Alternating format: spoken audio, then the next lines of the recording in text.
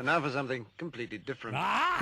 Forget everything you've been told by others before. Get ready for the real deal, the full story. Real talk about money, markets, life. Now, it's The Real Investment Show with Lance Roberts, presented by RIA Advisors. And welcome back to the show this morning. It is, of course, Thursday. It's the second best day of the week. And it would be a lot better, but I have to have Michael Leibowitz here today. So, you know, that's just the way Thursdays go. You're stuck with him. Actually, we're going to be talking a little bit this morning about what do 1990s hairdos. This morning, my wife was so excited. She was watching TikTok and she said, honey, 90 hairdos are coming back. I don't know why that excites her, but you know, she has very long blonde hair, so I guess there's new styles she can do with it now. So whatever that is. So, you know, I keep throwing back to the 80s, you know, with the what was that? Olivia Newton-John, the bangs and the wings and all that. So. Oh yeah, big hair. The big hair, yes. Yeah. So I'm not sure what a 90s hairdo looks like. But anyway, apparently they're coming back. We'll have to research that. Yeah, apparently they're coming back. And also, we may have another long-term capital management potentially on our hands, so we'll talk a little bit about what those have in common. It may be a lot more than you think, so. Could be a hairy discussion. Could be a hairy discussion, yes, absolutely. A couple other things, of course. We have the big employment report out tomorrow. Now, ADP was out yesterday, and that came in a lot weaker than expected, 89,000 jobs. Now, you got to be careful with this because there's not the correlation between ADP and the BLS employment report has not been very good as of late.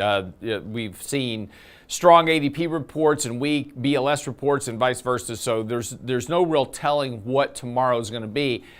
But we are seeing some real evidence of things going on.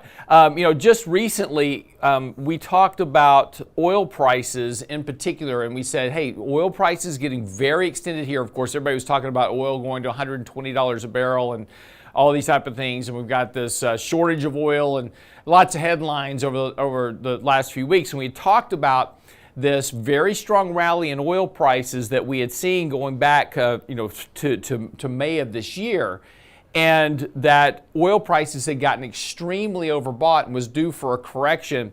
And what a correction we had just in 3 days. We had very, very sharp decline in oil prices, went from almost $96 a barrel down to $82, literally just over the course of a trading week. And again, that's just kind of a function of a couple of things, but importantly about that is we're seeing a very sharp slide in gasoline demand. Now, that's a consumption product, so that's, retail consumers going to the gas station, getting gasoline. We're seeing a very big drop in gasoline demand. Now, what's curious about that is at the same time, we're seeing a very big slide in credit card spending all in the month of September. So this kind of all just showed up at once. And this suggests that we might see weaker retail sales report. Now that's in 2 weeks. But there is some early evidence here that maybe we may be seeing kind of that cusp of that lag effect starting to impact here. Because again, in September, everybody had to start making student loan payments and all this. So all of a sudden, it looks like maybe, and again, I'm not making a statement here, but there is some anecdotal evidence that maybe the economy just kind of tapped on the brakes here just a bit. So this decline in oil prices triggered a sell signal from a very high level. Now, oil price is getting pretty oversold here on a real short-term basis, so you may see a bit of a bounce, but it looks like oil is going to try to retrace back to around $80 a barrel. So again, we got some more kind of downside risk here in oil prices. We had recently taken profits out of our energy stocks because of that very overbought condition in oil prices. And this is just very typical. We talked about this before. If you go back and look at a long history of oil prices, they tend to have these little spikes. They always correct at some point. And again, when they get very overbought, you see these types of corrections occur on a real regular basis. So again, that wasn't really that big of a shock that happened, but that also led to yesterday a bit of a reversal in the dollar. So, everybody was talking about de-dollarization, and Mike was writing articles and I was writing articles about how that's a myth. And of course, we ran into this very strong rally in the dollar. Well, yesterday, that weaker economic data that came in also weighed on the dollar here a bit. So what you would expect, weaker economy, then not as much demand for U.S. dollars. So that's kind of the reflex that went through the markets yesterday. So tomorrow, that employment report, if it comes in weak, is going to probably exacerbate this current kind of reflex in the markets. Weaker dollar, weaker oil prices, weaker employment means weaker economy, potentially lower yields, and ironically, because the market has been very correlated to bonds as of late, may see a counter trend rally in the dollar in stocks as well. So again, all this is going to be very predicated on tomorrow's employment report. So we'll have a lot to talk about once that report comes out. We get to analyze it a bit. Here's what you need to know before the bell this morning. Yesterday, the market did come down, and we are flirting with that 200-day moving average, and this is kind of a key support level for the markets for a variety of reasons. And when we go back and kind of look at the markets here over the last, really since that October rally kind of came into effect, we've got a couple of things going on. First of all, we're flirting with this kind of breakout support. So we talked about the market had been consolidating and working through kind of a bottoming process coming out of October. And then we broke out of that consolidation in March. So kind of following that bit of a sell-off in March due to the banking crisis, the markets broke out of that, and we had this nice rally here. Well, that breakout level also corresponds right now with that 200-day moving average. So there's a really good level of support, a real critical level of support for stocks right here. So stocks need to defend this 200-day level and get a bit of a move higher here and start to kind of firm up if we're going to have this year-end rally that, historically, since 1956, whenever you've had a weak August, September period, you've always had a strong fourth quarter. So again, historically, the odds are in favor, statistically speaking, of a rally going into the end of the year. But if that's going to happen, we're going to have to defend this support level at the 200-day moving average. If we break below that, there are some other key levels of support, but most likely we're going to be looking around 4,000 on the S&P. So there is certainly some downside risk. And if we do get a confirmed break, now that's the key word here is a confirmed break of the 200-day moving average, then we're probably going to be looking at 4,000 on the S&P, and we'll have to reduce equity risk and kind of react accordingly to that break. But right now that hasn't occurred yet. Markets are very oversold here. So again, if we do get a reflexive rally here that converts this MACD sell signal back into a buy signal, that should give the market a bit of support here for a rally, probably back up to around this 4,300 level, which is where the 100-day and the 20-day and the 50-day are all kind of coalescing together at the moment. So there is some decent upside for the markets in the short term. Bit of a relief rally here would not be surprising. The interesting thing will be whether or not that we set a lower high by the end of the year.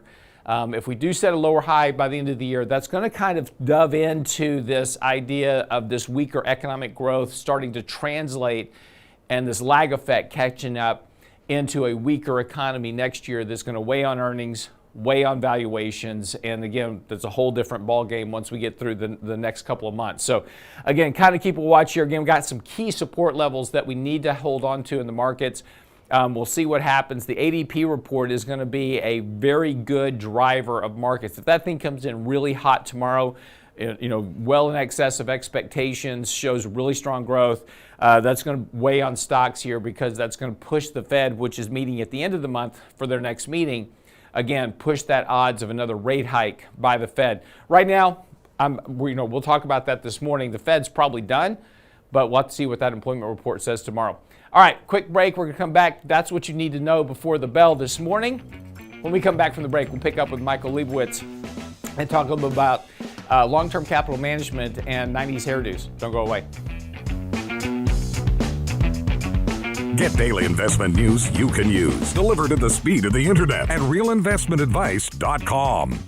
October means it's time for open enrollment into Medicare. How is your health insurance going to work after you leave your job? Our next Lunch and Learn will tackle transitioning to Medicare Thursday, October 12th with Danny Ratliff and Richard Rosso. How will Medicare work with the insurance you already have? What are the deadlines you need to know for signing up for Medicare? Register now for our Transitioning to Medicare Lunch and Learn Thursday, October 12th with Ratliff and Rosso at realinvestmentadvice.com. Hi, Lance Roberts here. If you're like most people, your 401k plan represents the bulk of your retirement assets, and unfortunately for many, managing your 401k plan can be difficult. There's so many choices, so many things to consider. With just a quick email, a couple of questions, you can put RIA advisors to work for you managing your 401k plan. Get started right now at the website, realinvestmentadvice.com, or simply call our toll-free number, 855-RIA-PLAN, or again, simply online at realinvestmentadvice.com. Small businesses are discovering that attracting and retaining top talent come down to more than just salary. In today's highly competitive job market, compensation is more than just wages. Hi, I'm Tom Allen, RIA Advisors Retirement Plan Consultant. Healthcare and retirement plans can make the difference in hiring and retaining the best employees. We can show you how to build an affordable, effective employment package that delivers true value for your workers and your business. Call me toll-free at 855-RIA-PLAN or online at realinvestmentadvice.com.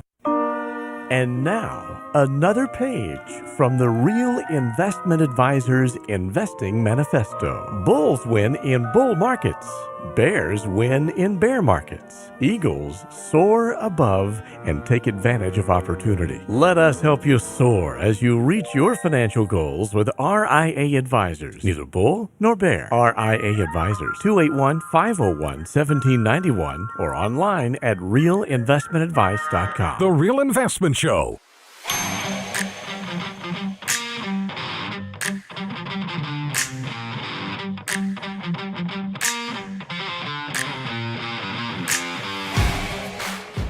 So, like I said at the opening break, my wife was very excited this morning. She was drinking her coffee, watching TikTok. And I always ask her, so what are you watching on TikTok? What is it that fascinates you? She says, that's where I get all my recipes from. Lots of food ideas. And so, but she's over there, she's chuckling all the time, right? She's chuckling about stuff. And so I happen to walk, so I asked her this morning, as I always do, in the mornings I get up, I make my coffee. And of course, being a good husband, I say, honey, would you like a refill on your coffee? So I take the coffee pot over and I fill her coffee cup up. So as I did that, I looked over at her TikTok. Baby goats. Baby goats? Baby goats. Miniature, I should say miniature goats. Yes. She's, so this is not recipes she's looking at. It's miniature goats. I have a feeling that once my dog dies. You're getting a goat? I'm getting a goat. We'll see what happens, but there's something strange about that. I have to admit they are kind of cute. So, but I'm not sure I want one in the house. But anyway, so she's talking about 90 hairdos, and she says they are coming back. And it's interesting because in the late 1990s, and Michael Leibowitz just wrote an article about this. We had touched on this previously about in the late 1990s. There was an event that occurred.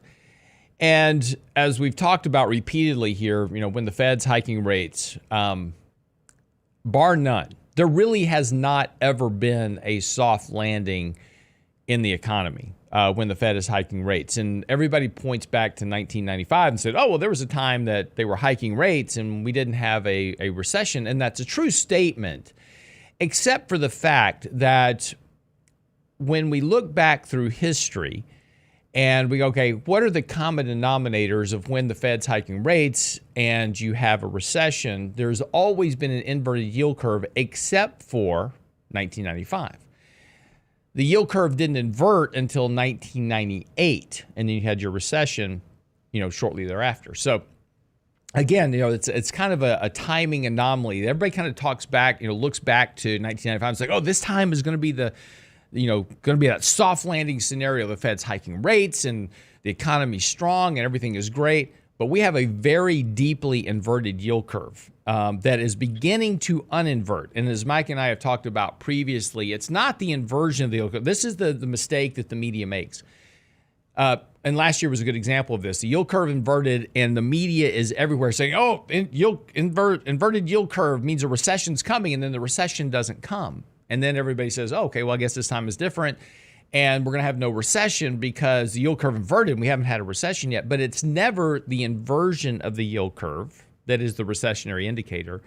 It's when it uninverts that is your recessionary indicator, and we're beginning that uninversion process on one of our yield curves. So we track 10 different yield spreads from the 1 month to the 3 month to the 10-year.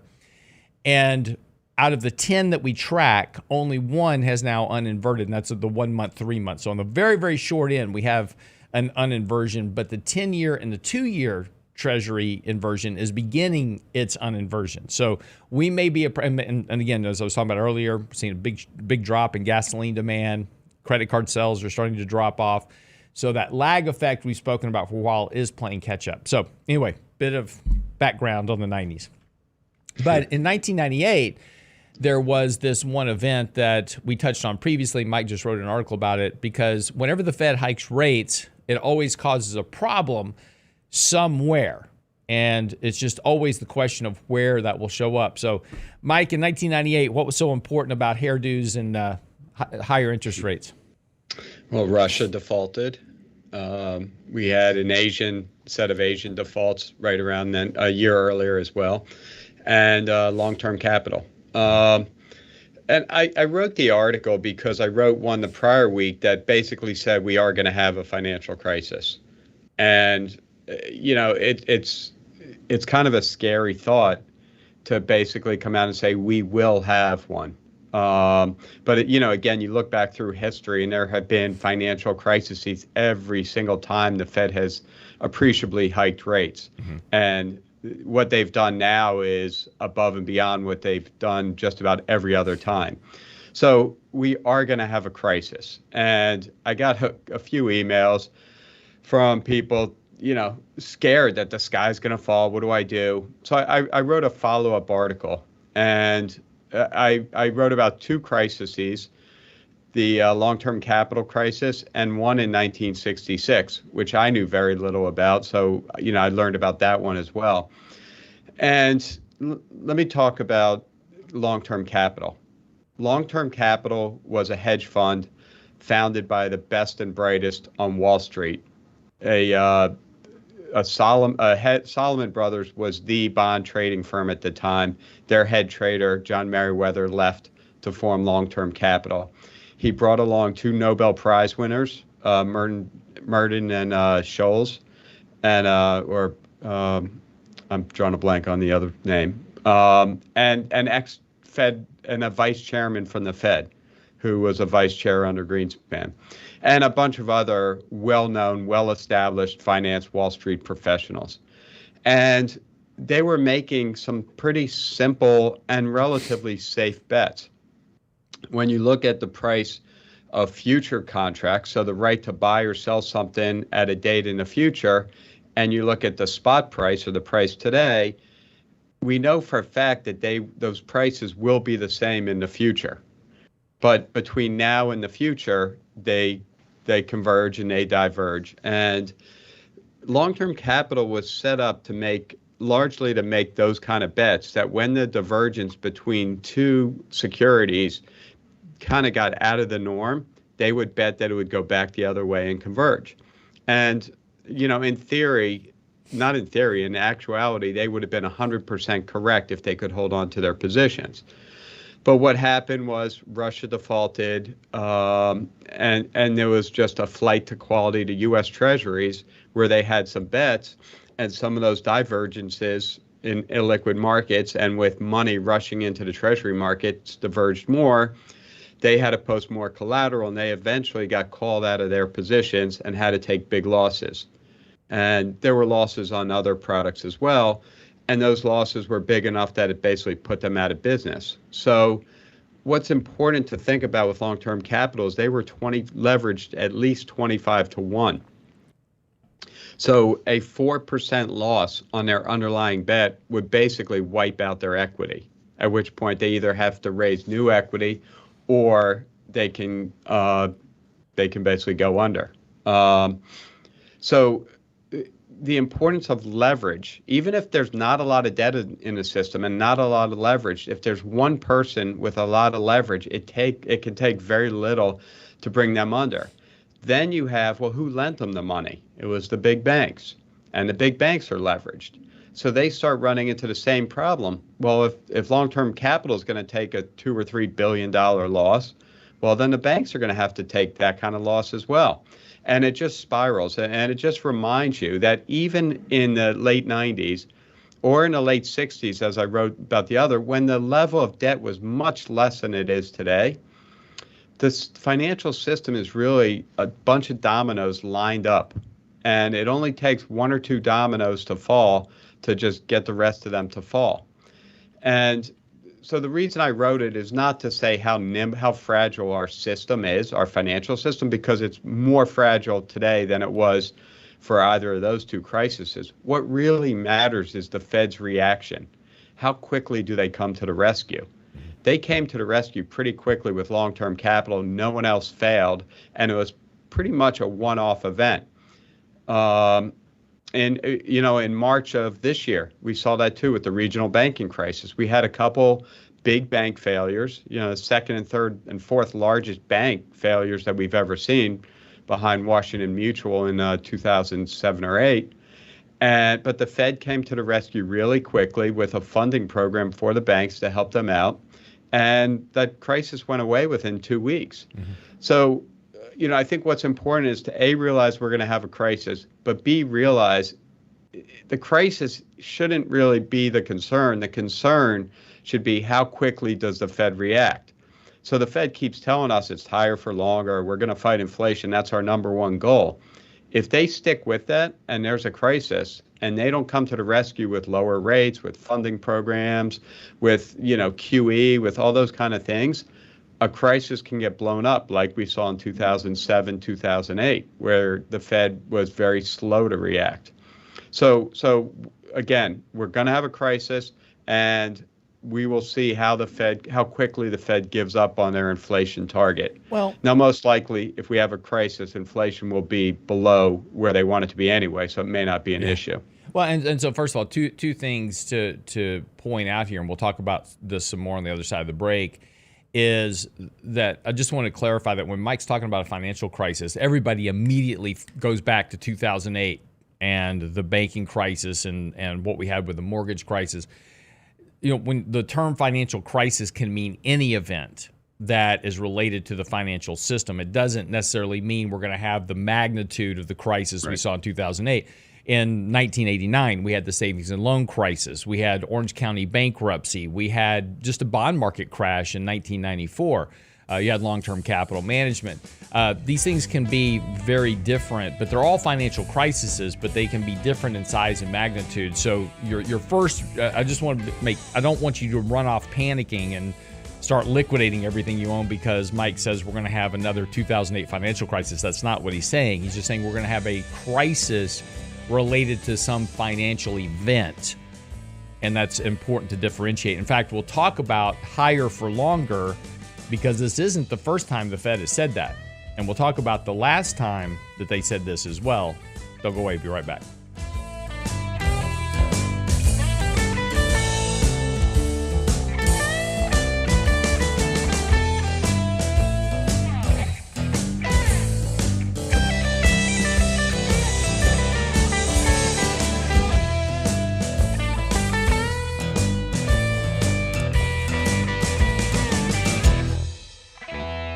The Real Investment Advice blog. It's required reading for the informed investor. Catch it today at realinvestmentadvice.com.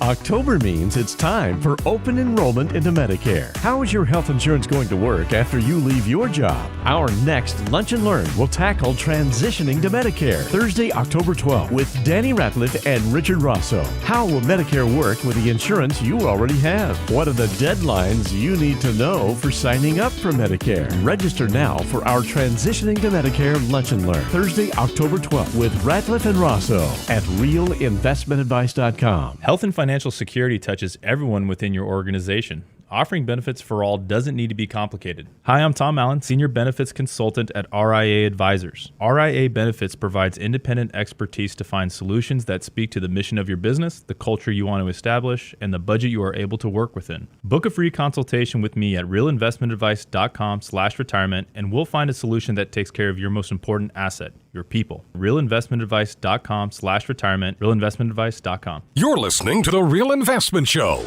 In 1999, a parafiduciary group of financial advisors were busted by corporate giants for trying to operate in their clients' best interest. These men promptly escaped from a high-cost margin environment to the Houston Energy Corridor. Today, still excoriated by their former employers, they survive as protectors of others' fortunes. If you have a problem about preserving capital, if no one else can help, and you can find them right here, maybe you should hire the RIA team. Can't catch the whole show now? Listen to our podcast later at realinvestmentadvice.com. Part of the problem of the average American is that we've just chosen to live well beyond our means. Basically, you can buy anything you want out there on a payment. You need new underwear? Go get it on a payment plan. Underwear can be expensive. If you buy some Jimmy John's, they're not cheap. Jimmy John's. And Sandwich the point underwear? is, What is this? But Tommy John's, thank you. The Real Investment Show podcast That's why I just don't wear underwear. It's too expensive anymore. at realinvestmentadvice.com. Going commando is going to become a new thing for the poor people. It's going to be a... And now, another page from the Real Investment Advisors Investing Manifesto. Manage risk and volatility rather than trying to manage gains. You don't have to be right all the time. Long-term investing success is a 70% gain. Let us help you reach your financial goals with RIA Advisors. Neither bull nor bear. RIA Advisors, 281-501-1791 or online at realinvestmentadvice.com. Real Investment Show podcasts are now available from Stitcher Smart Radio at Stitcher.com. Hi, Lance Roberts here. If you're like most people, your 401k plan represents the bulk of your retirement assets. And unfortunately for many, managing your 401k plan can be difficult. There's so many choices, so many things to consider. With just a quick email, a couple of questions, you can put RIA Advisors to work for you managing your 401k plan. It's a quick and easy application. Just simply click Ask a Question at realinvestmentadvice.com or give us a call at 855-RIA-PLAN. That's realinvestmentadvice.com. The Real Investment Show YouTube channel has all our videos ready for your easy access. Now with the new and improved Before the Bell reports, plus each day's radio shows. Subscribe and bookmark our YouTube channel at realinvestmentadvice.com. You're listening to The Real Investment Show.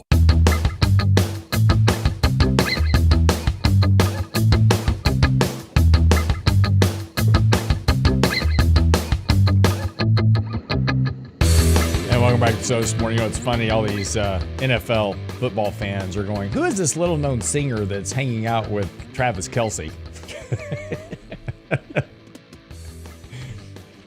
Yeah.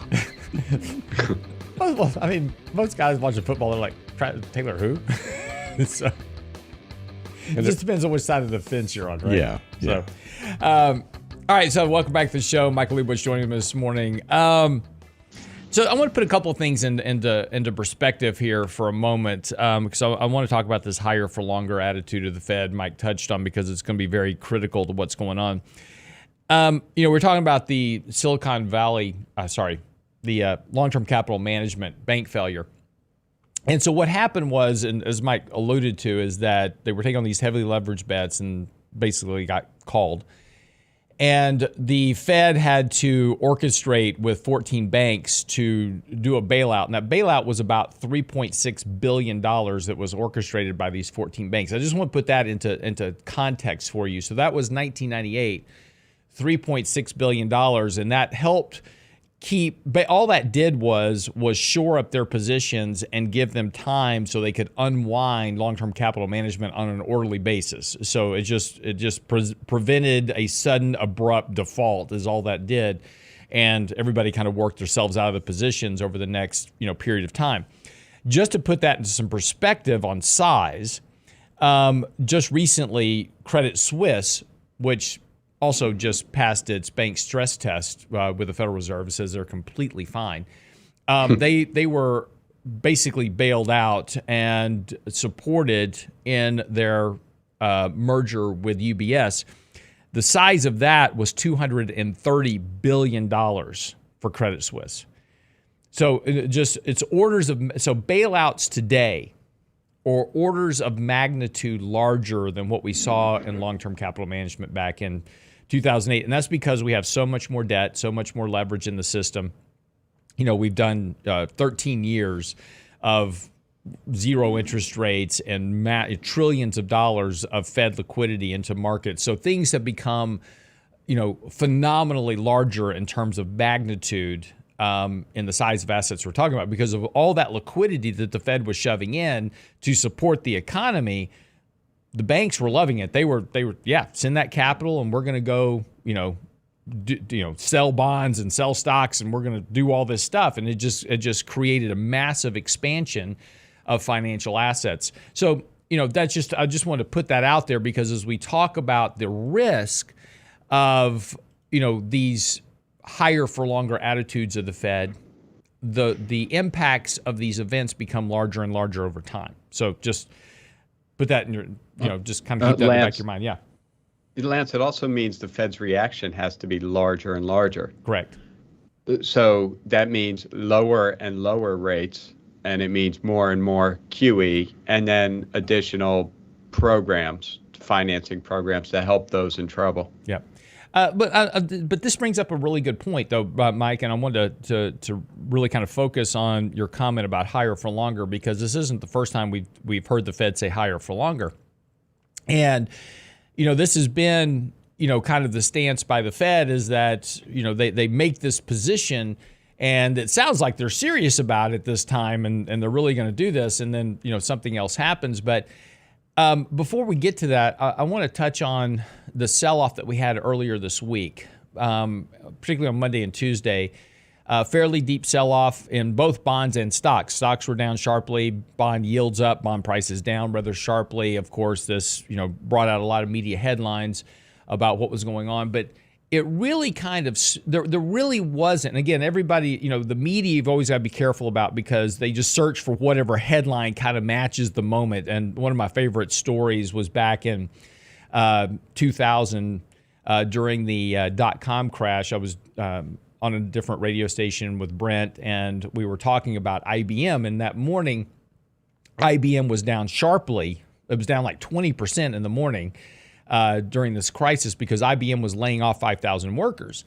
And in the afternoon, the headlines, the market then bounced intraday and IBM got back to positive territory. And the headline at the end of the day said, IBM rises on announced layoff of 5,000 workers. It can't be both is the point. So the media is always trying to assign a headline to what's going on. So this week, the sell-off in both the bonds and stock market was because of stronger economic data. We had the JOLT survey that came in stronger than expected.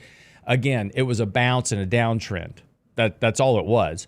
And we had some other data that came, ICM services came a little bit stronger than expected. Again, a bounce and a downtrend. But the media immediately assigned the headline, oh, this is why the markets are reacting the way they are because this means the Fed's going to have to hike rates. And, but what it really felt like, Mike, is when you step back from that, this looked more like a liquidation event of some sort, like something was getting unwound somewhere, maybe a major hedge fund, whatever, or something like that because of the veracity of the sell-off. And really, it was across all assets at one time. Did you have, and I have a thesis for this, and I want to visit this in a second, but did you have any thoughts about that earlier this week? No, I kind of felt the same thing. This felt like a capitulation event, and it may be foreign, it may be domestic, but someone like long-term capital is being forced to get out of bond positions, out of some stock positions. That it had the feel, it had the violence, it had the stomach churning, where I'm nauseous all day kind of feeling. But those type of moves don't last very long, and they can be very extreme. And quite often, like you said with IBM, the market will bounce back in the other direction once that event kind of gets out of the way. But I don't have any idea on what it might be. What are you thinking? Well, no, this is where we go back to higher for longer, and again, this kind of reminded me of 2018. In September of 2018, the Federal Reserve was saying higher for longer. They said specifically, quote, "We are nowhere near the neutral rate." And this was in September of 2018. President Trump is in office at this time, and we're launching a trade war against China. Inflation is ticking up, and the Federal Reserve is hiking interest rates, and we're nowhere near the neutral rate. Of course, immediately at that point, and kind of similar to what we saw in the last Fed meeting of this higher for longer, stocks immediately sold off. We were down 20% by December. Of course, President Trump at the time, Mike, you remember you and I were talking about this, that the Fed chairman serves at the pleasure of the president. So the president was saying, hey, we need to get rid of Jerome Powell. He's not doing his job. He's hurting the economy. He needs to be cutting rates. And he was standing firm, and everybody believed at the moment, right, that Jerome Powell was now this different animal. He was not this political animal we'd seen with Yellen and had seen with Bernanke, and he was going to be different. He was going to, hold fast. And then, of course, and there's a reason behind I'm telling you this, reminding you of all this story, is that the markets did start to rebound in January. By June, the Fed had cut rates to 0. In September, the Federal Reserve then launched a massive repo campaign, and Mike and I were on the show talking at that time about this repo operation, why, if you had a Mercedes parked in your driveway as collateral for an overnight loan, why were people charging 10% for overnight lending? It didn't make any sense. And of course, this was all in a function that behind the scenes, and we didn't know this till much later. It didn't come out until probably November, December, Mike. I can't remember exactly when. But we found out later in the year that Citadel Capital and other hedge funds were basically on the ropes. And the Federal Reserve was working behind the scenes with this repo program to kind of bail out these hedge funds. And I got a lot of that same sense this week, Mike, with this higher for longer. We had this sell-off in the market. You had this jump in bond yields. And all of a sudden, this feeling of something kind of breaking. And my question is are we going to find out in a few months that we were bailing out some hedge fund kind of behind the scenes somewhere? And if I had to guess, I would actually say it was a foreign entity because the dollar as well was going to the moon. Right. The dollar was extremely overbought while stocks and bonds extremely oversold. So it might be dollar related. I mean, it could be a U.S. hedge fund with dollar bets on as well.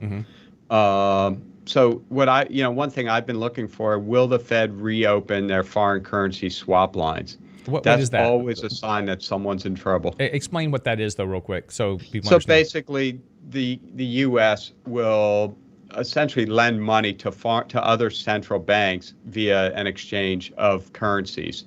So that allows for those currency trades to happen off market, so it doesn't affect the price of the dollar or whatever the other currency is that's being swapped.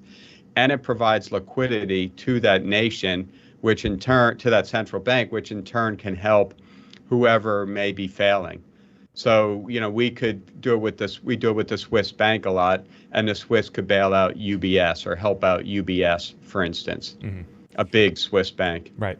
And again, that's there's a lot of things that are happening. And again, we haven't seen the Fed cut rates yet, but one of the things to look back to, again, is the media drive, higher for longer. That's exactly what they were saying in September of 2018 as markets were declining. But the most important thing to take away from this, and we'll touch on this, after the break, is that the Federal Reserve only has a stomach for so much pain. There is a point to where the Federal Reserve will step in and say, this can't happen much longer because, and particularly when it comes to interest rates, this is the biggest problem the Fed faces.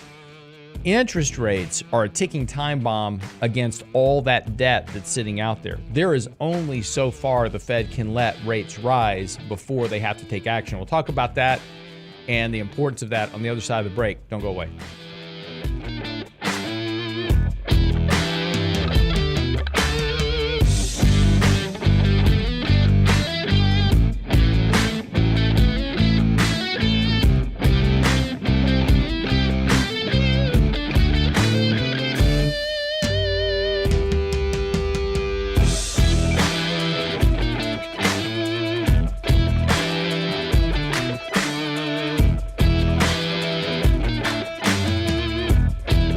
Get daily investment news you can use, delivered at the speed of the internet at realinvestmentadvice.com.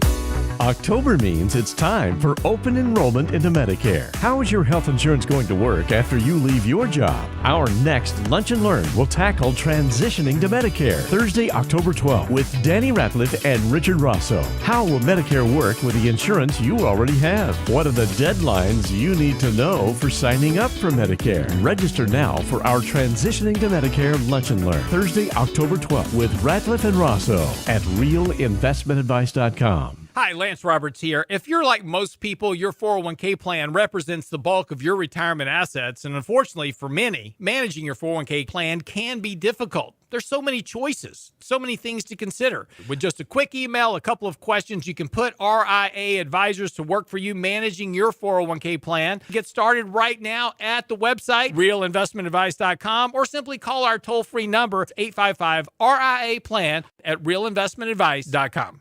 Small businesses are now being challenged by the lack of employees and how to attract and recruit the best employees. To get the better employee, you'll have to offer a better package. Hi, I'm Tom Allen, RIA Advisors Retirement Plan Consultant. Don't assume a 401k plan is too costly or complicated for your small business to offer. Let us show you how to make the most of an affordable and effective plan that will deliver true value for your business and your employees. Call me toll-free at 855-RIA-PLAN or online at realinvestmentadvice.com. That's realinvestmentadvice.com.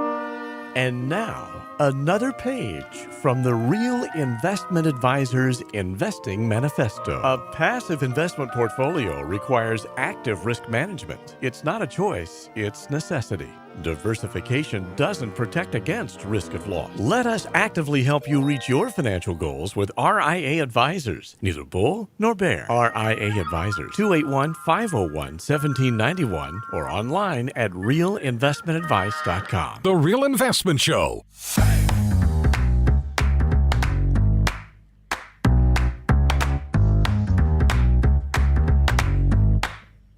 So welcome back to the show. Talk a little bit about, this idea of the Fed's stance of higher for longer. And it sounds great in theory, and the markets and the media certainly, trying to buy into this idea. But, it's important to remember that the Fed only has so much tolerance for issues of things that cause stress in the financial markets, whether it's falling stock prices. There's a point to where they can only allow stock prices to fall so far. And this is a trap they got themselves into back in, really, with Ben Bernanke in 2010, and most importantly, because they linked consumer confidence and economic strength to the stock market. And this is why they launched the second round of quantitative easing, was to boost asset prices in order to improve consumer confidence, which would in turn improve economic growth. So the Fed has now created this linkage between the stock market, the consumer, and economic growth. So this tolerance for lower stock prices is a deflationary pressure that the Federal Reserve doesn't want. So if they don't mind stock prices coming down some, right? They just can't allow them to have a 20, 30, 40, 50% drawdown. That's where it becomes problematic for the economy, and then takes away their ability to kind of control inflation, because for the Fed, inflation is one thing. Deflation is a much different thing. Deflationary cycles are very hard to break because they're psychological. And once prices are coming down, people go, "Oh, I'll just wait," because prices are coming down, which makes prices come down more. So they say, "I'll wait," and which makes prices come down more. So once you get in that deflationary cycle, very tough cycle to break, and something the Fed really is concerned about. But importantly, also it's interest rates. Interest rates can only rise so far, and the Fed is very well aware that the stress on banks. We currently have this bank term funding program in place to help support collateral values at regional banks. Regional banks and actually major banks are about to show big losses on their books because of this rise in interest rates. That can only go so far before you start to imperil the capital of all the banks, and the entire financial system comes under extreme pressure. Not to mention the impact of higher rates on the housing market. Not to mention the impact of higher interest rates on credit card debt, consumer loans, all these other things. We have such a debt-laden economy. This idea of higher for longer sounds great, And I am sure the Fed is certainly intentioned on staying higher for longer to try to get inflation down. But that attitude will change very quickly when something breaks. Mike, I'll stop there and let you jump in. Yeah, absolutely. Higher for longer is higher until something breaks. And I think we're getting really close to things breaking at this point. You look at the housing market, it is shut down. The mortgage purchase index from the MBA is back at a low since 1995. Major parts of the economy cannot operate without leverage. And as you stay longer, it's not the level of rate is high now. Now it's the longer that's really taken effect. And the longer we stay at current rates, maybe a little higher, maybe a little lower, the more breakage, so to speak, you're going to have in the economy. And, I think you're starting to see it. Used car prices have been coming down pretty sharply. So I think you're really going to slowly start to see this lag effect start to overwhelm the economy. At the same time, all of that stimulus is wearing away. Student loans now have to be repaid. Other programs are falling away. So, it's kind of all coming to a head. It's certainly taking longer, but the Fed is accomplishing their goal. Inflation is getting back to target, which is 2%. There's a kind of a common misnomer with that as well. Mm-hmm. The Fed just wants inflation back to 2%. That means they want it to prices to increase 2% a year going forward. That doesn't mean prices are going back to where they were in 2020. Right. And that's a big deal because everyone complains that a sandwich is $14 when you go to lunch. Well, the Fed's doesn't want to bring it back down to $8. The Right. Fed just wants to make sure that price of a sandwich is only going up 2% a year. 2% a year. Yeah, and that's a hugely important point because when you talk about higher oil prices, higher energy prices, immediately everybody's like, "Oh, inflation's about to start ticking back up, and the Fed's gonna have to hike rates even more because they want 2% inflation." And again, to your point, the misnomer is that the Fed's trying to crush inflation, and they're not. They don't want deflation; they want inflation. They just want inflation to run at 2% a year. So if gas was $4 a gallon in January, next January they want that dollar a gallon of gas 2% higher. Still inflation, right? It's just not running at 3%. But importantly, and this is also something that people miss, the Fed's been very clear in their statements. They want a clear and a very clear and sustainable trajectory of inflation falling back to 2%. So they're not worried about a little uptick in inflation because of, a jump in gas prices or jump in oil prices, which is now going to go away in the next report in 3 months because oil prices are now declining. They're not concerned about these little upticks. They just want to know the overall trajectory of inflation is heading back towards their target. Right. Lance, and you brought up something really good there with the price of gasoline. Everyone's looking at the price of crude oil and assuming that's the price of energy that we use. And the price of crude had a big, it was down a lot, $4 or $5 yesterday, but it's still around 85, and it's off its highs for the year, but still in the upper range of where it's been throughout the year. The price of gasoline is at a low for the year. Gasoline is what we use. Mm-hmm. Gasoline is what drives CPI. So, there's this narrative. We've seen these narratives that inflation is ticking up, but it's not in gasoline. And that's one of those things. Well, the price of oil is going up, but it doesn't matter. Gasoline is what we're using. Mm-hmm. So, these narratives that kind of are built around market events can be very misleading and can force more people into those trades, which makes those trades more extreme. It can make stocks fall more than they should. It can make yields rise more than they should. But as that happens, those stocks, bonds, whatever it may be, get further away from their real fundamental values. Right. And that's when you kind of get these sharp corrections one way or another, or bounce backs, as kind of reality as the economy, as inflation kind of shows its true face. Yeah, that's right. And again, this is why it's always important to kind of separate out. And again, it's as individuals, we watch the media or we watch some YouTube interview or whatever it is, or you watch some stupid radio show on at 6 o'clock in the morning on YouTube. You've got to be careful about all these headlines and narratives because, again, you've got to step back and say, okay, I get that. But what's driving it? Is it sustainable? And what does that actually mean? And again, we've talked about before, energy only makes up 7% of CPI, and that's all forms of energy. That's utility cost, as Mike said, gasoline. That is natural gas, to heat your home. That's heating oil where Mike lives because winter's coming. So, heating oil is going to be an issue for him. But all those forms of energy only make up 7% of CPI. Housing's over 30%. So if you're going to pay attention to anything as it relates to inflation, pay attention to homeowners equivalent rent, which is what drives and which ultimately drives the entire mix of inflation because it's such a big component. Transportation's right behind that, healthcare costs right behind that. So, pay attention to the things that matter rather than the narratives that potentially push you into investments that may not work out to your advantage, over the longer term.